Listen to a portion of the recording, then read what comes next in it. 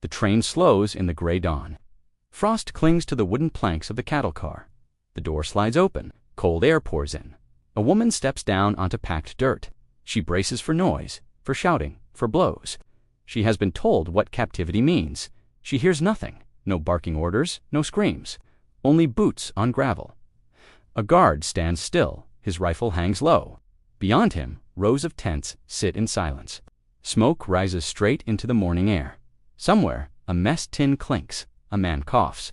The woman grips her coat tighter. Her heart races. This is not what she expected. She waits for fear to arrive. It does not. The quiet feels heavier than sound. In that moment, the war she knew begins to fracture. The enemy does not look like the enemy she was taught to fear. By early 1945, Germany is collapsing. Allied armies press from the west and east. Cities lie in ruins. Rail lines are shattered. Fuel is scarce. Food is rationed to starvation levels. The Nazi state still demands loyalty, but its control weakens by the week.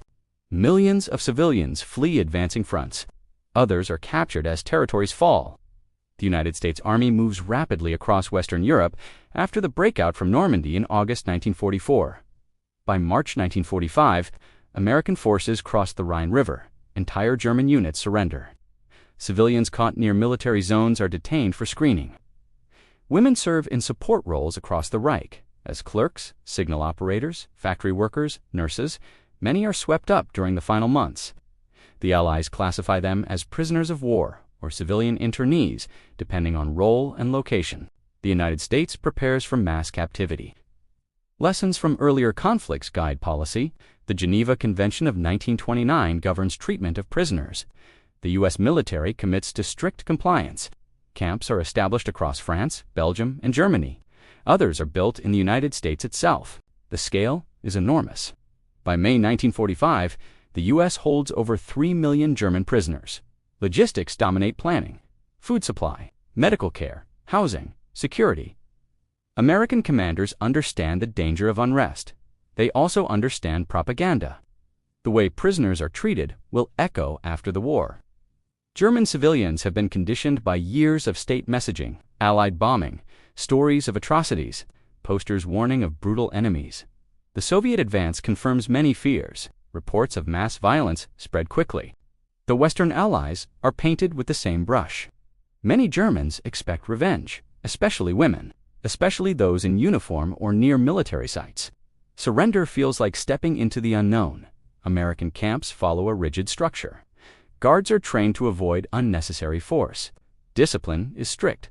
Prisoners are disarmed, registered, and assigned quarters. Barracks or tents are basic but orderly. Food meets minimum caloric standards. Often it exceeds what prisoners received at home in the final months of the war.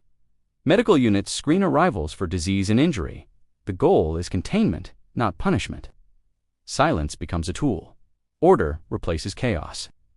For many captives, this calm is more unsettling than cruelty.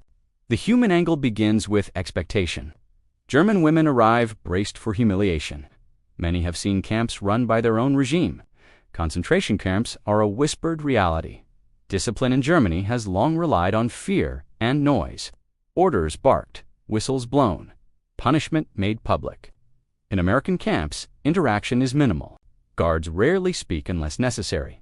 There is no shouting, no beatings. Women stand in line. They are counted. They receive blankets. Some are given hot coffee. This confuses them. A few cry, not from pain, but from release. The absence of violence creates space for thought, for guilt, for grief. Some realize for the first time that the world they defended is gone. The tactical angle is rooted in control. Silence is deliberate. American doctrine emphasizes calm authority. Guards are rotated to prevent fatigue. Towers are spaced to provide clear lines of sight. Lighting is consistent at night. Rules are posted in German and English. Infractions are handled quietly. Isolation rather than spectacle. This reduces resistance. It also reduces the risk of collective action. Intelligence officers conduct interviews. They listen more than they speak. Prisoners talk. They reveal unit movements, local conditions, and hidden supplies. The camp becomes a source of information. Efficiency replaces brutality. The result is fewer incidents, fewer escapes, fewer injuries on both sides. The technological angle shapes daily life. American logistics dominate the camps. Field kitchens use standardized equipment. Sea rations supplement fresh food. Trucks deliver supplies on schedule. Medical tents carry penicillin, a drug still rare in Germany. X-ray units screen for tuberculosis. Records are kept meticulously. Fingerprints, photographs, index cards. This bureaucratic precision contrasts sharply with the chaos outside the wire. Many German women have never seen such abundance used without spectacle. The technology is not shown off. It simply works. This quiet competence leaves an impression. It suggests a different kind of power. The enemy perspective is shaped by indoctrination. German women have been told that Americans are undisciplined and cruel, that they mock authority, that they seek humiliation.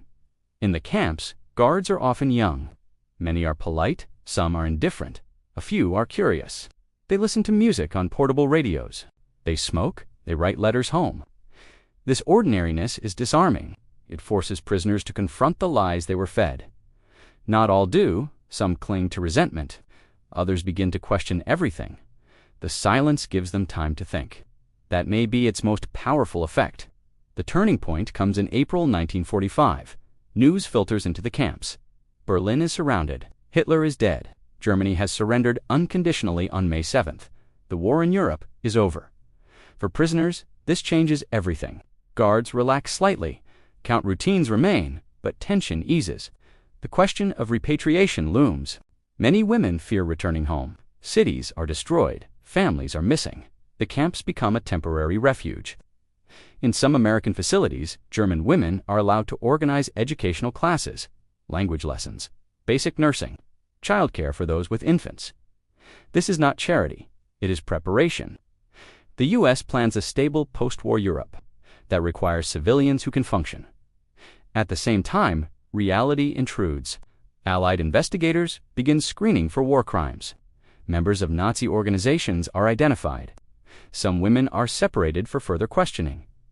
The calm does not mean forgiveness, it means procedure. Files are checked, witnesses are called.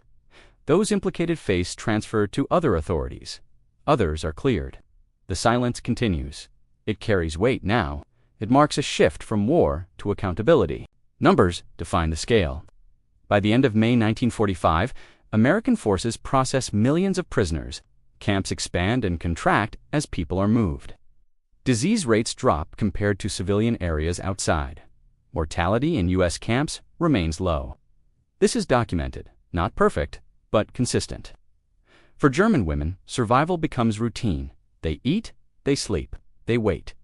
The absence of chaos allows memory to surface. Some begin to speak about what they saw during the war. Others remain silent. The camps do not force confession. They allow time. The aftermath unfolds slowly. Through the summer of 1945, repatriation begins. German women are released in stages. Those classified as civilians return first. They are given papers, sometimes food for the journey. They step back into a shattered country. Many carry the memory of the camps with them, not as a place of suffering, but as a place of order. This creates tension. Some feel shame for feeling relief in enemy custody. Others feel anger toward their own leaders. The contrast is stark. For the United States, the camps become a quiet legacy. They are cited in post-war studies, used as examples of compliance with international law. They influence later Doctrine, Korea, Vietnam, Cold War detention policies. The idea that control does not require cruelty gains traction, not always followed, but recorded. For Germany, these experiences complicate the narrative of defeat. Women who expected screams remember silence. They tell their children, their neighbors. The stories spread. They do not erase the suffering inflicted by the regime. They do not balance the scales, but they add nuance. They show that the end of the war was not only destruction, it was also confrontation with truth. The lesson is grounded. Power can be expressed without noise. Victory does not require humiliation. The American camps did not absolve guilt or heal wounds. They provided a pause. In that pause, individuals saw the enemy as human. That did not change the past. It shaped the future. In the quiet of those camps, the war ended not with a scream, but with an uneasy silence.